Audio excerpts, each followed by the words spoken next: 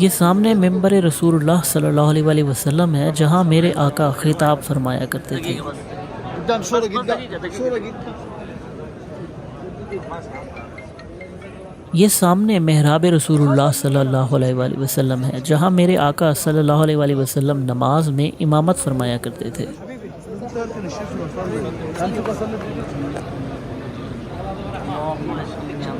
زيارة سلام رسول الله.